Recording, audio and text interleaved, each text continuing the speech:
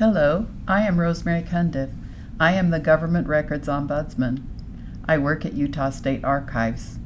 Part of my role as Ombudsman is to be familiar with GRAMA, which is the Government Records Access and Management Act, so that I can assist the public as they seek access to government records. I also assist government employees who make decisions about providing access. In this presentation, I will cover some of the main points of the law, and particularly points that are important for records officers who respond to GRAMA requests. The Government Records Access and Management Act is Utah's comprehensive records law. It was passed in 1991 and went into effect in 1992. The provisions of GRAMA govern the process by which the public accesses current government records. GRAMA provides a classification structure that identifies records that can be made available to the public and records for which access must be restricted. GRAMA provides a process for requesting records.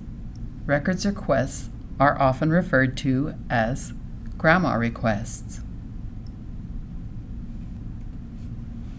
GRAMA is found in Utah Code Title 63G, Chapter 2. The statute is available on the Utah State Legislature's website in Utah Code. It is also available in a PDF version on Utah State Archives' website. GRAMA is divided into 9 parts. This training will touch only on the first 4. Part 1, General Provisions, outlines the intent of the law and provides definitions. Part 2, Access to Records, details the process of making records requests and identifies who can have access to records. Part 3, Classification, establishes a classification structure that maps out which records or information is available to the public and which should be restricted from public access. Part 4, Appeals, sets forth an appeals process which is available to requesters who do not agree with the governmental entity's access decisions.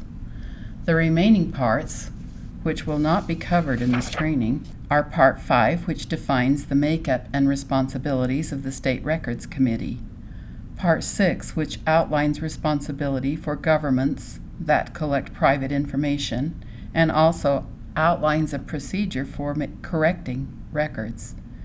Part 7 carves out exceptions to the law for political subdivisions, the judiciary, and the legislature. Part 8 describes the penalties for knowingly violating this law, and Part 9 declares that public associations are also subject to this chapter. Part 1 is General Provisions. In addition to the legislative intent and definitions, I will highlight records of security measures and certification of records officers. GRAMA is complex and requires analysis and interpretation. Therefore, it is helpful that the legislature has included some points of legislative intent. Knowing the intent helps us understand how to interpret the law. The legislature said that this law recognizes competing constitutional rights. The first is the public's right to access information about the public's business. The second is the right of privacy in relation to personal information that government collects about individuals. GRAMA seeks to balance these competing interests. Additionally, the legislature recognizes a public policy interest in restricting access to certain information for the public good. GRAMA seeks to define the public interest in restricting access. In addition to weighing these competing interests, the legislature, at the same time, intends that government will promote easy and reasonable access to public records.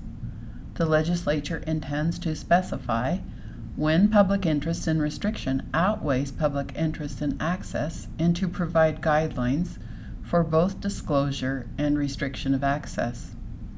The legislature intends to prevent the abuse of confidentiality.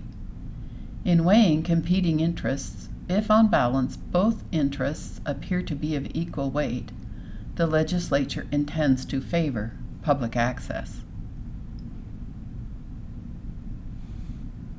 After stating the legislative intent, the law moves on to provide definitions that will be applicable throughout this law. An individual is a human being, but a person is more broadly defined. A person is not just an individual, but a person is also defined as a nonprofit corporation, a partnership, sole proprietorship, or other type of business. A person may be any combination acting in concert with one another. This is important to keep in mind because throughout the law, it distinguishes between a person and an individual.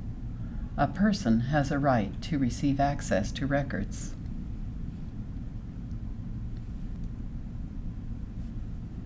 GRAMA applies to governmental entities. Therefore, it is important to understand what governmental entity means. Governmental entity means all state agencies, the courts, the legislature, state-funded institutions of higher education. All political subdivisions are governmental entities, including municipalities, schools, counties, and special districts, as well as all boards, commissions, committees established by any of these. In the past few years, the legislature has expanded the definition of governmental entity to include some governmental nonprofit corporations. Governmental entities essentially are funded and established to carry out the public's business.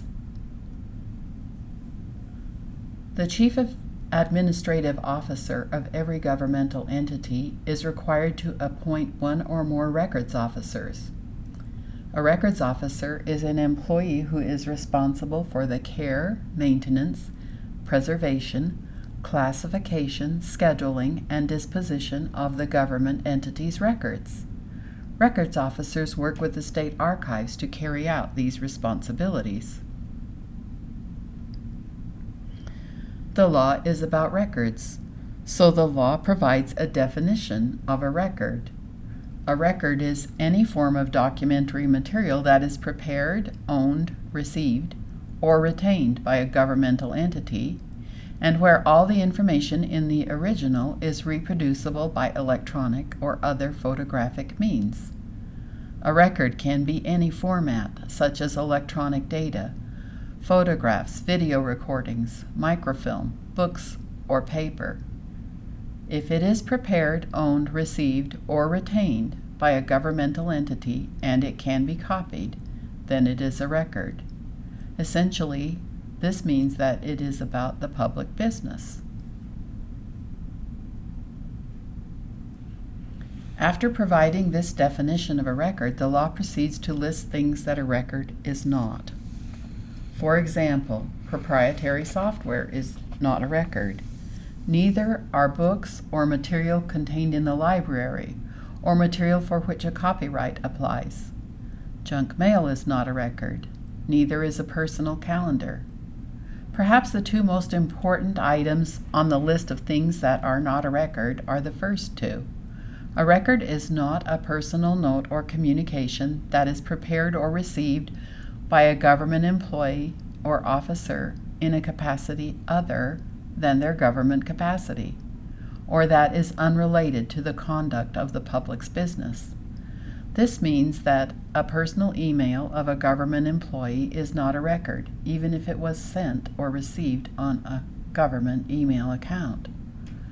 Another important exception is temporary drafts that are prepared for the originator's personal use or for the personal use of someone for whom the originator is working.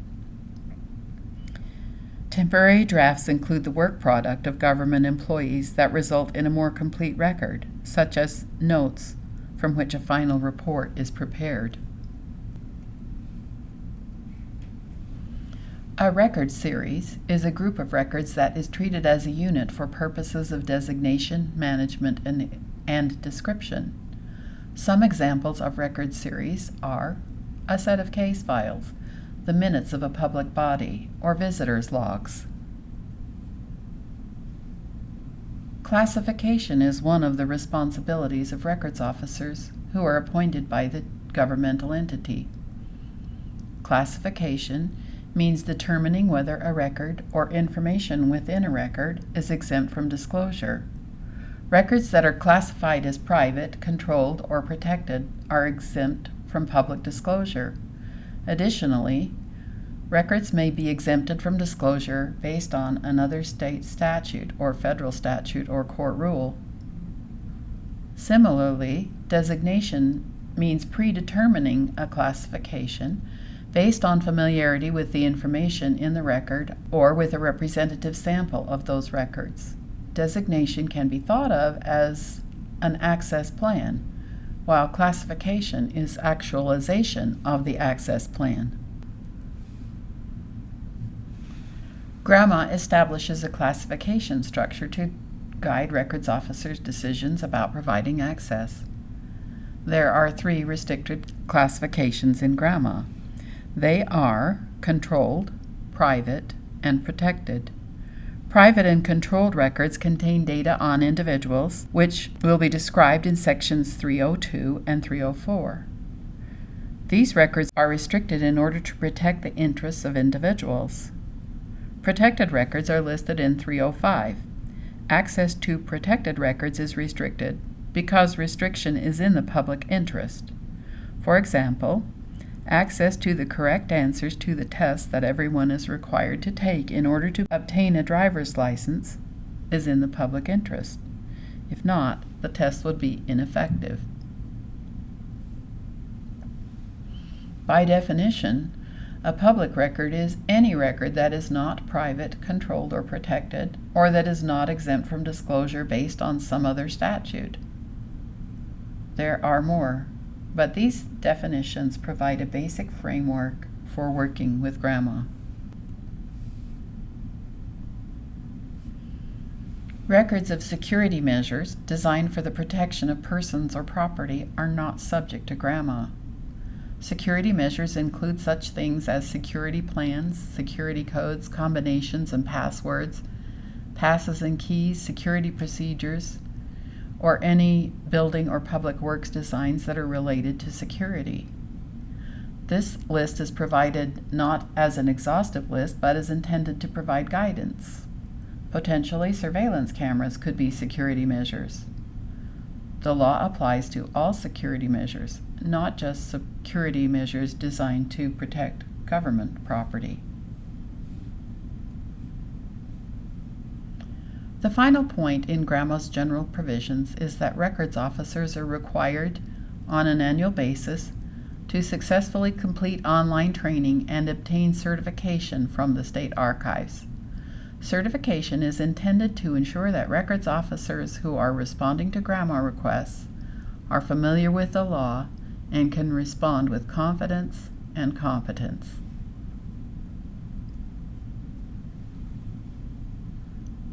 Part 2 is access to records. This is a key part of the law as it defines how and to whom access is to be provided for all classifications of records. It defines fees that can be charged and outlines the process by which records requests are made, as well as the process and time limits for government's response. Part 2 also outlines how government entities may share records with other governmental entities and clarifies that subpoenas are not GRAMA requests. The first section of Part 2 describes a person's right to access public records and the government's responsibility to provide that access. The section begins with the declaration that every person has the right to inspect a public record free of charge and the right to take a copy of the public record during normal business hours. Just this year, the legislature carved out certain exceptions to that right. The right does not extend to records that have already been provided to the person, and it does not extend to records that are available online. This right does not extend to records that are only accessible in a computer owned by the governmental entity if the public records are mingled with non-public records and the information cannot be easily segregated. Every person has the right to inspect a public record, and all records are public unless otherwise expressly provided by statute. On the other hand, records that are private, controlled, or protected are not public. Government must not disclose these records or information in them except as outlined hereafter in GRAMA. Records for which access is restricted by some other statute are not public, and government is not to provide access except as provided by that relevant statute. For example, Utah birth certificates become publicly accessible after 100 years. Up until that time, access is defined and restricted by the Utah Vital Statistics Act. Possibly to help prevent abuse of the process, GRAMA provides several things that government is not required to do in response to a GRAMA request. For example, government is not required to compile, format, summarize, or tailor information to meet the specifications of a requester. Neither is government required to provide a record in a format, medium, or program that it doesn't currently maintain. Although these activities are not required, government may choose to do them. In fact, government entities routinely spend time on such things as reformatting and summarizing to meet the needs of requesters. In making determinations about whether to accommodate requesters in these ways, governmental entities may consider whether these activities will interfere with their normal duties. They may also choose to require payment for the time spent. Additionally, in response to a request, government is not required to create a record. Government is not required to fill a request if it unreasonably duplicates previous requests from the same person. And government is not required to fill a person's request if the records are available online and the governmental entity specifies where they can be found. As governmental entities post more and more records online, this will make records and information more available without the need for processing GRAMA requests. Finally, governmental entities are not required to provide records or even respond if a request is from an individual who has been convicted and is incarcerated. Exceptions to this restriction come into play when an attorney makes a request on behalf of the incarcerated individual, and when there is a specific reference to the individual in the requested records. Inmates are allowed 5 requests per calendar year for records of which they are specifically the subject. Governmental entities are not to allow physical form to hinder access. For example, if a requested map is particularly large, a records officer must be able to find the means to scan it. Or if information is contained in an outdated technology, government must be able to retrieve it. If a requester states a preference to receive electronic copies, then government should provide records electronically to the extent that the records are already maintained electronically and restricted information can be segregated. The second section in Part 2 governs access to restricted records. Private records contain data about individuals that is confidential. Private records can be made available to the subject of the record. For example, an individual is entitled to his or her own medical records. If the subject is a minor, parents or guardians can have access, and guardians may access records that pertain to incapacitated adults. In addition, an individual who has a power of attorney or a notarized release that was signed by the subject within the last 90 days is entitled to access a private record. Controlled records also contain data about individuals that is confidential. However, controlled records are not to be made available to the subject of the record, that can only be provided to healthcare professionals such as physicians, psychologists, or insurance providers. The recipient of a controlled record must have a release signed by the subject within the past 90 days. The recipient of a controlled record may not disclose a record or information from the record to any person, including the subject of the record. Controlled records are a narrow classification limited to medical and psychiatric data. Sometimes records contain private or controlled information about more than one individual. If so, government must separate or segregate or redact private information about other individuals before releasing the record to a subject. For example, if 2 minors are involved in an incident that is described in a police report, the identity and information about one minor needs to be redacted before the report can be released to the parents of the second minor. As more fully described later, governmental entities may share private controlled records with other governmental entities. Protected records are restricted because a public policy interest restricts access. Protected records can be released to the person who submitted the record or to a person who has a notarized release from all the entities whose interests are being protected by the restricted classification. Of course, all restricted records can be released in response to a court order or to a legislative subpoena. Before releasing a restricted record, government is required to verify the recipient's identity. It is up to each governmental entity to create its own policy or process for how this is to be accomplished. Part 2, Section 3 provides guidelines about fees. It is a balancing exercise to determine who should pay the cost of access.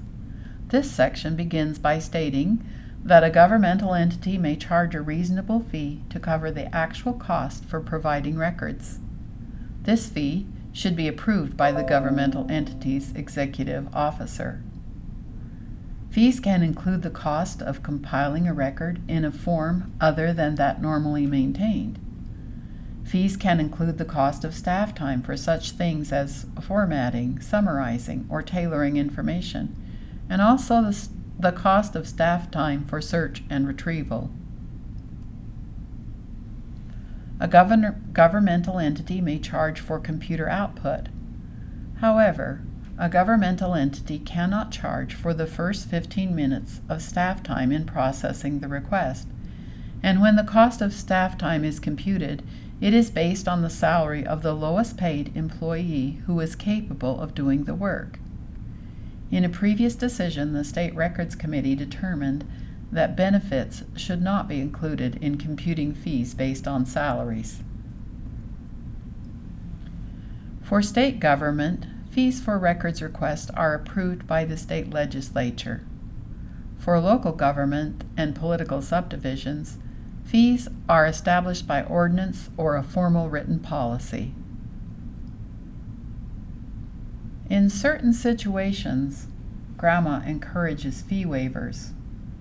Government is encouraged to waive fees when releasing the record will benefit the public more than an individual. For example, when the press requests records with the intent to use the information to write a report or a news story, that benefits the public. Fee waivers are encouraged when the requester is the subject of the record or when the requester is impecunious and his or her legal rights are implicated. In all cases, requests for fee waivers are granted at government's discretion. Government must weigh the cost of access against the benefits to the public or to the individual involved. If the requester believes that the government unreasonably denied a request for a fee waiver, he or she may appeal this decision by the same process as appeals for denial of access to records.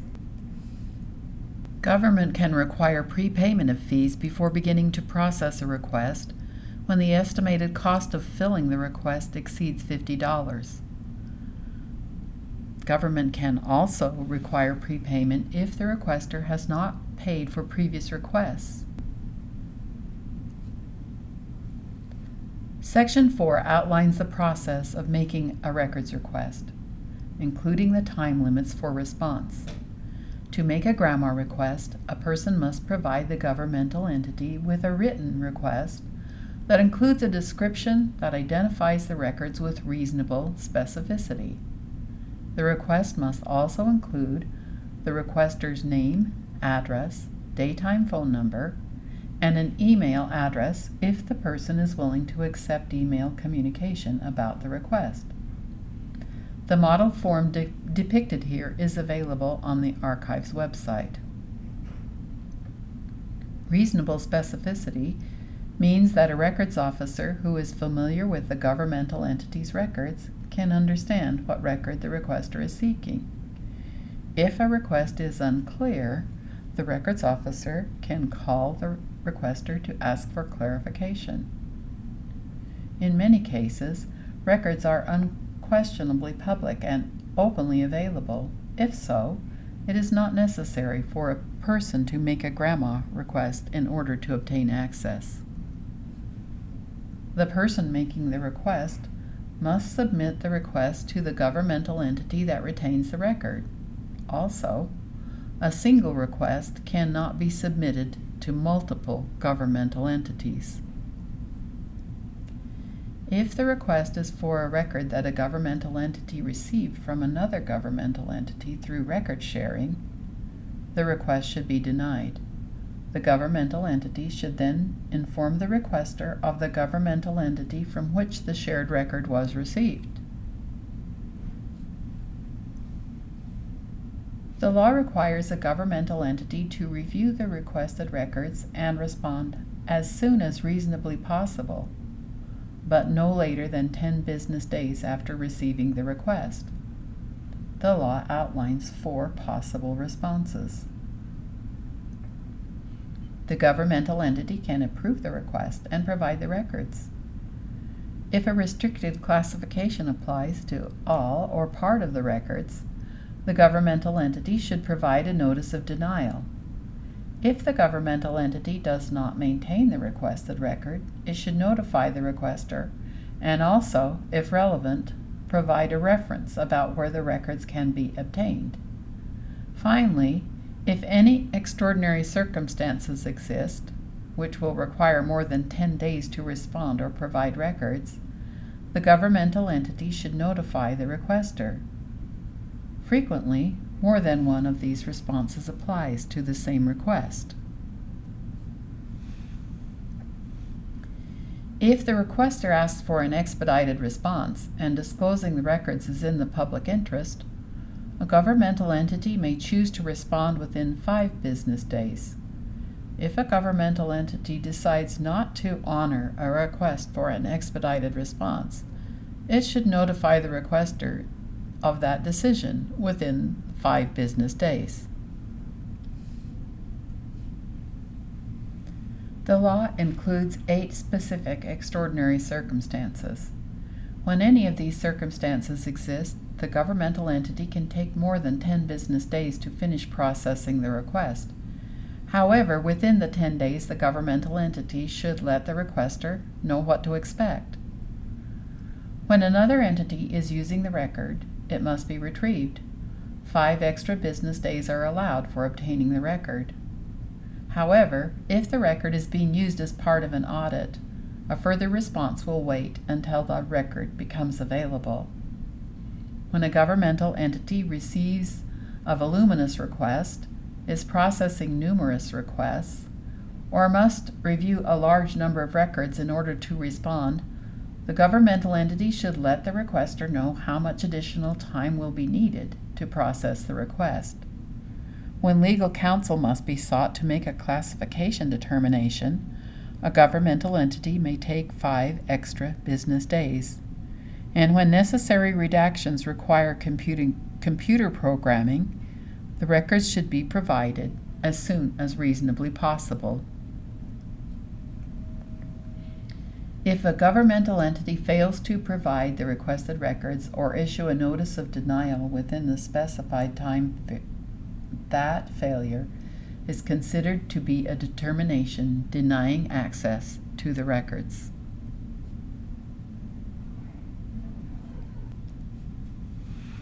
When a requester is not entitled to receive a record or restricted information within a record, the responding governmental entity must provide a notice of denial. The notice of denial should include a description of the record or information that is being withheld, and the legal citation which supports the restricted classification. For example, a request for the director's email about a particular topic might include copies of communication, but also a notice of denial that states that an employee's personal phone number was redacted because it is classified as private, and certain other email messages were withheld because they are subject to attorney-client privilege and classified as protected. In each case, the supporting citation should be included. A notice of denial should include the statement that the requester has the right to appeal this classification decision. The first level of appeal is always to the governmental entity's chief administrative officer. The notice of denial should provide the chief administrative officer's name and contact information. The notice of denial depicted here can be found on the State Archives website. However, a notice of denial does not need to be on any particular form. It only needs to contain the required information. Once a governmental entity has denied access to a record, it cannot destroy or give up custody of that record until all time limits for appeal have passed.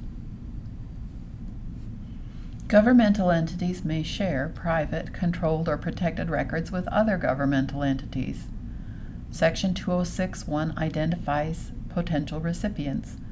These include an entity which is a repository or archives, an entity that enforces, litigates, or investigates when the record is needed for the investigation or proceeding.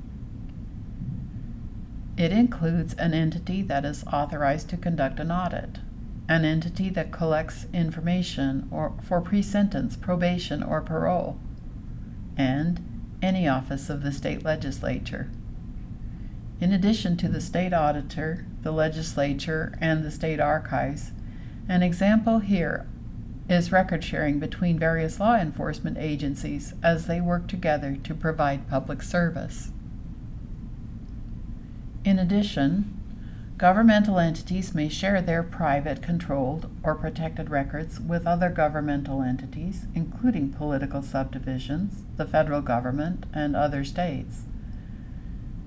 The entities may share when the recipient needs the records to perform its duties and functions, or when the record will be used for a purpose similar to the purpose for which it was obtained, or when record sharing benefits the public.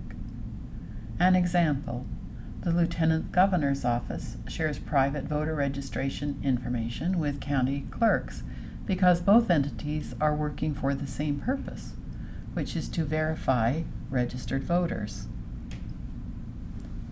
Governmental entities must share private, controlled, and protected records when other governmental entities are entitled by law to receive those records, or when the recipient entity is required to inspect the record as a condition of participation in a government program, or for receiving government funding. Before sharing a private, controlled, or protected record with another governmental entity, the originating entity must inform the recipient of the record's classification. In the past, the Archives has advised governmental entities to make agreements or policies to govern which entity will provide access to the shared record. However, with the recent change in the law, Recipient entities may not provide a record received through record sharing in response to a records request. Instead, the recipient entity must deny the request and disclose the identity of the governmental entity from which the record was received. Governmental entities outside of Utah are not governed by GRAMA. Therefore, unless there is some other agreement or statute in place to enforce the access restrictions, the sharing entity must obtain a written agreement that the recipient entity will abide by classification restrictions. Contractors and private providers are also eligible to receive private, controlled, and protected records through record sharing. By definition, a contractor is a company that provides goods or services to government, while a private provider is a company that provides goods or services to the public on behalf of government. Sharing records must produce some public benefit to be essential to the performance of the contract. Before restricted records are shared with contractors or private providers, government must have written assurance that classification restrictions will be honored.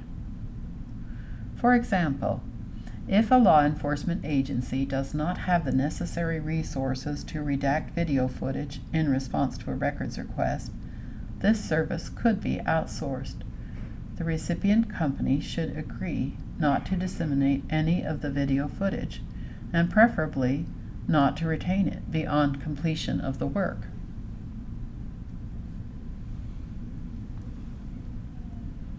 Finally, subpoenas and other methods of discovery involve court processes and are not GRAMA requests. It is important to separate these two processes because different rules apply. If the same person requests records both through discovery and through a GRAMA request, each request must be handled independently.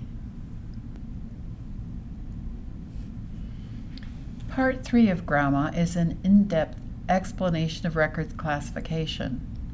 GRAMA identifies 4 classifications: public, private, controlled, and protected. Part 3 includes sections that describe which records fall into each of these classifications. Part 3 also goes on to explain how classification decisions are to be made. The first section of Part 3 lists records that are public. There are 2 separate lists. The first lists records that are always public, and the second lists records that are normally public.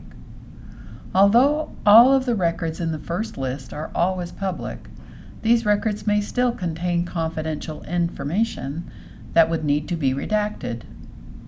Some information about government employees is public. This includes their name, gender, gross compensation, job title and description, business contact information, the number of hours worked, dates of employment, and relevant experience or other qualifications. Undercover law enforcement or investigative personnel are accepted. Another example of public records is the minutes, recordings, and transcripts of open public meetings. Judicial records are public unless the court orders restriction. Records that document property rights and tax status are public records. Data on individuals that would otherwise be private becomes public if the subject of the record provides written permission to disclose that information. Documentation or compensation that government pays to a contractor or private provider is public information. Voter registration records are public, except for those parts of the record which will be identified as private later. Summary data is public information. Summary data means statistical records that contain data derived from private, controlled, or protected information, but that do not disclose that restricted information. For example, how many people were injured in motorcycle accidents, but not their names or the nature of their injuries. The second list of public records is described as being normally public. However, any of the records on this list could also be exempt from disclosure based on another statute or classification. It is not just that the records on this list can contain restricted information, as on the first list. These records could be private or protected based on a particular situation or context. For example, take the first item on the list, which is administrative staff manuals and statements of policy. The policies of governmental entities are normally public, but if, for example, the Tax Commission had a policy about how they will conduct an audit, it would not be in the public interest for that policy to be a public record. If the Tax Commission had such a policy, it would be appropriately classified as protected. Some of the other records on this list of normally public are contracts, contractor or private providers' compliance with the terms of a contract, documentation of the services provided by a contractor or private provider. Also, chronological logs and initial contact reports are normally public. Chronological logs are the law enforcement records that show the time and general nature of calls received and any arrests or jail bookings made. Initial contact reports are police reports. They are defined in GRAMA as the initial written or recorded report prepared by a police officer describing the initial actions taken in response to a complaint or apparent violation of the law. Initial contact reports should contain the date, time, location, and general nature of the offense. These reports identify victims, persons arrested, the initial actions taken, and the public safety personnel involved. Initial contact reports are not follow-up reports. Drafts will be identified as protected. However, in certain circumstances, drafts are normally public. If the draft contains empirical data that is not available elsewhere, then the draft is normally public. Also, if a draft was circulated outside the governmental entity or other governmental entities and contractors or private providers with which the governmental entity is working, then that draft is also normally public. Finally, if the draft was relied on to carry out an action or policy, it would be normally public. Arrest warrants after issuance and search warrants after execution are normally public. Since government employees are hired to carry out the public's business, the public can hold them accountable. This is why records about formal charges or disciplinary actions taken against government employees are normally public. These records only become public if the charges upon which the action was based are sustained and the disciplinary action has been completed. The time periods for appeals must be passed. These are just a few of the records that are identified as public. The lists are followed by the statement, "This list is not exhaustive and should not be used to limit access." This connects nicely with the statement in Part 2, which is that all records are public unless expressly provided otherwise in statute. The next section identifies private records. Access to these records is restricted because they contain confidential data about individuals. As with the public records, there are two separate lists. The first list is records that are stated to be private.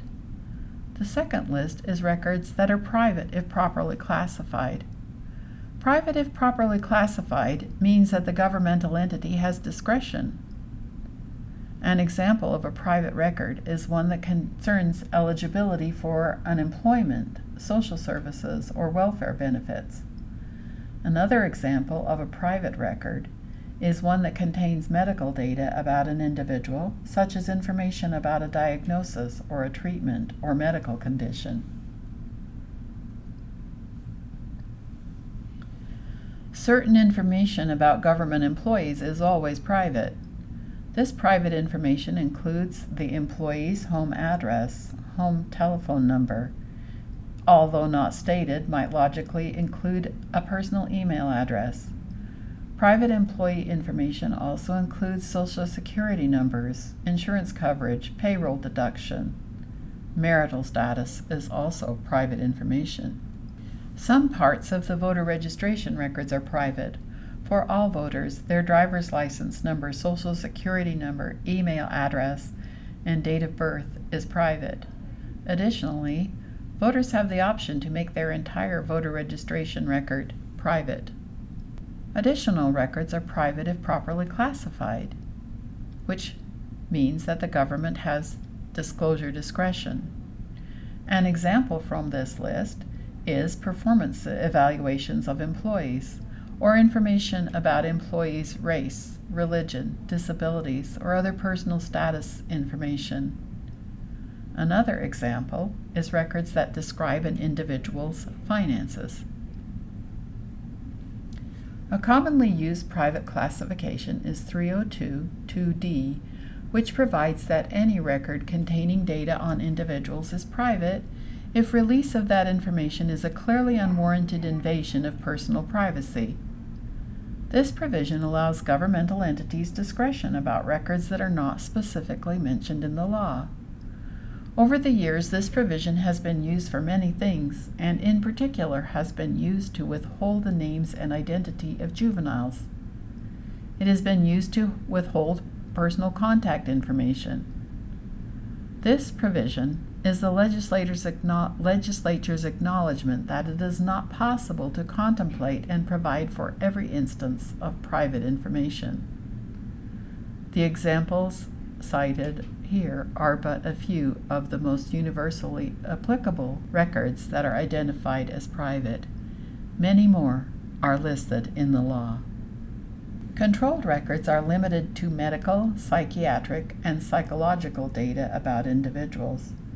This information is controlled only when government believes that release to the subject of the record would be detrimental to that individual's mental health or to anyone's safety, or when releasing the record would be a violation of professional practice.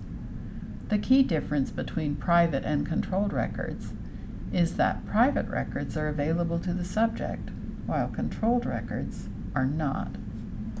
There are currently 75 items on the list of protected records. The ones identified here have universal application, while many others are more specific. Some of the first on the list are commercial records. A contractor's trade secrets are protected if the involved person provides a confidentiality claim identifying the trade secrets the person wishes to protect. Likewise, commercial financial information is protected if disclosure of this information could result in a competitive injury to the person submitting the record. Again, the person must provide a confidentiality claim identifying what should be protected. Governmental entities need to protect the process of procurement for goods and services. Inappropriate disclosure could give one person an unfair advantage over another. Therefore, during the procurement process, all invitations for bids, requests for proposals, requests for quotes, grants, or any similar records, even including unsolicited proposals, are protected until such time as the governmental entity has awarded the contract and all parties have signed. One of the most frequently used protected categories is 30510, which identifies records that are created or maintained for audit or enforcement purposes, when releasing the record would interfere with those purposes. If releasing records could interfere with an investigation, if releasing records could interfere with an audit or with disciplinary or enforcement proceedings, if releasing records could create a danger of depriving someone of the right to a fair trial, or could disclose investigative techniques, or if releasing records could disclose the identity of a source not known outside government, particularly if that source provided information in an investigation. In all of these cases, records should be protected. Records should be protected if disclosure could jeopardize the life or safety of any individual, could jeopardize the security of government property, or jeopardize the security of a correctional facility, or interfere with an offender's treatment or incarceration. Applying all of these protected classifications requires an understanding of the context and the individuals involved. Records that are subject to attorney-client privilege are protected. Attorney-client privilege requires an attorney-client relationship, and the purpose of the protected communication must be to seek legal advice.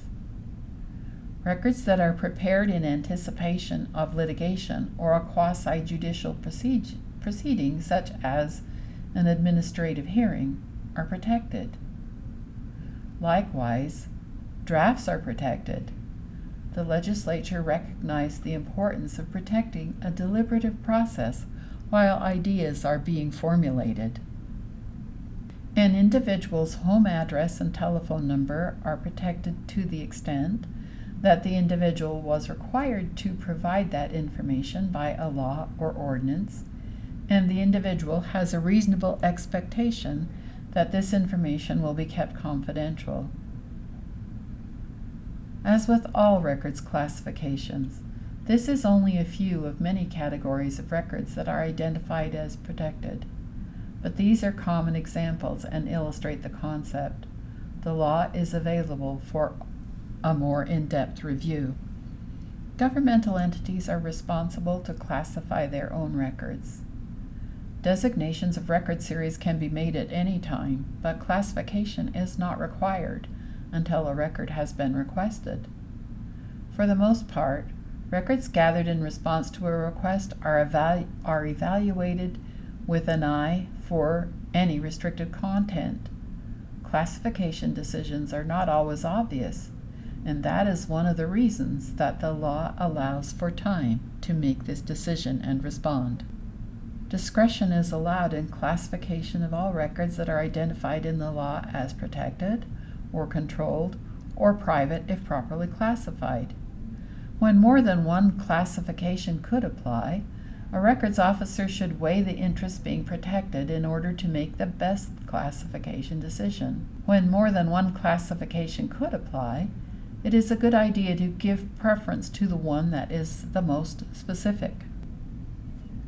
Restricted classifications are not intended to be permanent, but when the justification for the restricted access no longer exists, the record can become public. For example, records that are protected because their release could endanger the right of a person to a fair trial could become public when the trial is complete. Restricting access to a current home address is not the same as an address from the 1950s. The law says that records should become public when the reason for restricting access no longer exists, and it is presumed that records will become public 75 years after their creation, or 100 years if they pertain to an individual under 21 years of age. When the law refers to segregation, it is referring to what we commonly call redaction.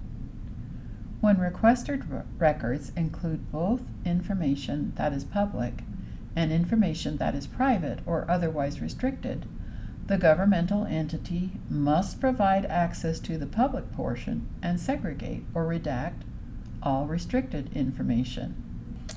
Or at least it must do that to the extent that the remaining public portion is still intelligible.